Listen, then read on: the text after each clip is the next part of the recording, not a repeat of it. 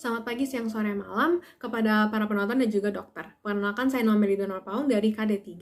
Nah, pada tugas saya PT Film kali ini saya diberikan kesempatan menonton film 200 meter atau 200 meter. Menurut saya film ini tuh sangat menarik. Kenapa menarik? Karena film ini sangat menjunjung tinggi kekeluargaan, kebersamaan, dan penderitaan yang dialami oleh orang tua untuk terus berada di sisi anak-anaknya dan juga memenuhi kebutuhan keluarganya. Film ini menceritakan mengenai perjuangan seorang ayah yang dipisahkan oleh tembok antara Palestina dan Israel. Hal ini terjadi karena ayahnya memiliki KTP seorang Palestina dan istrinya memiliki KTP seorang Israel. Sehingga anak-anaknya dan istrinya sering melintasi dinding pemisah antara Israel dan Palestina untuk bertemu kepada sang ayah dan juga kepada neneknya. Suatu saat anak laki-lakinya masuk rumah sakit. Dan ketika sang ayah ingin berkunjung melintasi perbatasan ini, ada permasalahan dalam perizinan. Sehingga sang ayah harus masuk Israel secara ilegal. Banyak masalah pun yang timbul karena masuk secara ilegal kan. Namun akhirnya sang ayah dapat melihat sang anak yang sakit dan juga istrinya. Film ini mengajarkan saya mengenai cinta seorang ayah yang begitu besar sehingga rela melakukan apapun untuk anaknya. Hal yang lain dapat saya dapatkan adalah sang ayah juga sangat pengertian ya. Kenapa? Karena ayah mau mengetahui latar belakang, mau memahami dan melindungi orang-orang di sekitarnya, yakni orang-orang yang bersama dia melewati perbatasan. Dan di film ini saya merasa berempati kepada istri sang ayah ini, yakni bernama Salwa. Salwa ini merupakan sekali lagi istri dari sang ayah. Yang sang ayah ini bernama Mustafa. Salwa merasa sendiri karena emang suaminya berbeda rumah dan merasa stres karena harus memikirkan kebutuhan keluarganya, yakni anaknya juga hendak kan ingin masuk ke summer school sehingga dia harus memikirkan itu juga.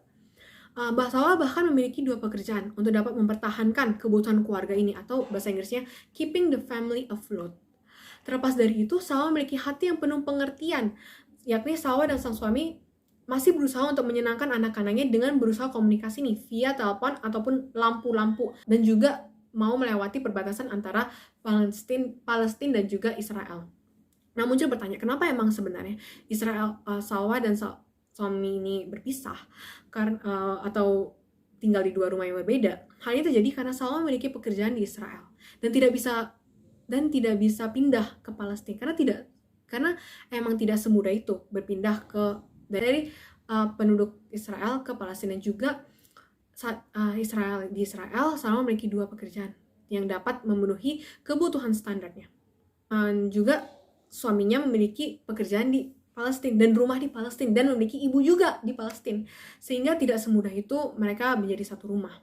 Tapi untungnya Salwa memiliki identitas Israel, sehingga dengan mudah emang setiap weekend Salwa akan mengantar anaknya bertemu dengan sang suami dan juga neneknya di Palestina. Jadi bolak-baliklah Salwa ini.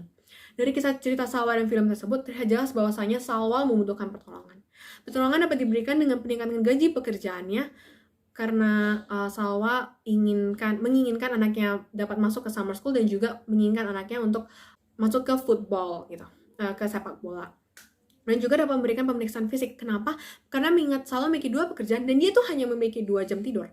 Karena dia harus memikirkan keluarganya, dia harus memasak untuk keluarganya, dan dia harus mengatakan sekolah anak-anaknya. Jadi emang dia hanya memiliki 2 jam tidur. Jika pertolongan ini tidak diberikan, saya merasa bahwa Salwa kemungkinan dapat mendapatkan stres kronik ataupun dia dapat mendapatkan penyakit lainnya seperti kayak penyakit jantung. Jika menanyakan tentang tantangan yang dialami oleh Salwa, tadi sudah saya jelaskan. Salwa tentunya punya banyak tantangan karena mengingat bahwasanya keluarga tersebut hanya cukup untuk memenuhi kebutuhan standar, yakni makan, rumah, mobil, bensin, dan lain-lain gitu. Jadi standar aja, tidak bisa lebih. Tantangan lain adalah dia memiliki 2 pekerjaan karena dia 2 pekerjaan sehingga tidur hanya 2 jam, tidak bisa lebih. Ditambah lagi dia berpisah nih dengan suaminya sehingga Salwa merasa bahwa hidup itu hanya sendiri gitu. Tentunya tersebut sulit ditangani karena Salwa harus tetap berusaha untuk memperjuangkan atau memikirkan keluarganya. Untuk mengatasi tantangan ini, Salwa selalu berusaha untuk telepon sang suami untuk memberitahu kondisi anak-anaknya dan melewati perbatasan untuk datang ke rumah suaminya setiap weekend. Saya merasa empati kepada Salwa. Tentunya saya tidak pernah ada di posisi Salwa, tapi saya mengerti perasaan Salwa karena dirinya yang merasa sendiri dan juga tidak ada teman. Selain saya, karakter lain dalam film menunjukkan empati adalah Nadar. Nadar adalah seseorang yang membantu Mustafa melewati perbatasan.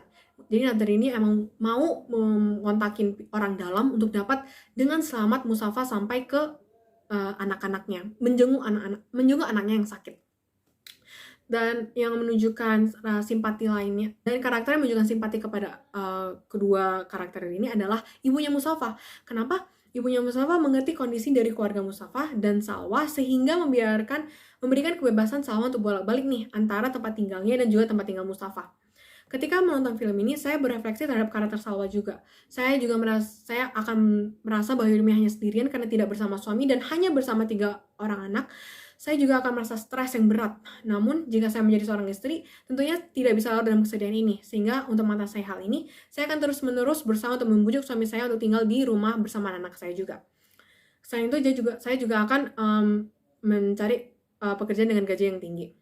Jika film itu dilihat dari sudut pandang neurobiologi empati, saya sangat mengerti perasaan dari Mustafa, sang suami atau Salwa, atau disebut juga dengan kognitif empati. Sangat susah untuk mencari jalan keluar untuk dapat menguntungkan kedua belah pihak, mengingat bahwasanya Mustafa memiliki pekerjaannya sendiri dan juga saya juga merasakan afektif empati terhadap Mustafa. Untungnya karakter ini tidak memiliki kondisi medis atau penyakit lainnya. Untuk menutupi video saya ini, saya akan mengutip kalimat favorit saya. My children is 200 meters behind the wall. Karena kalimat ini sangat menyentuh hati saya, karena saya dapat merasakan desperation dari sang ayah yang sangat amat berjuang untuk menjenguk istrinya. Kayak pepatah, so near yet so far. Baik, demikian film saya. Terima kasih.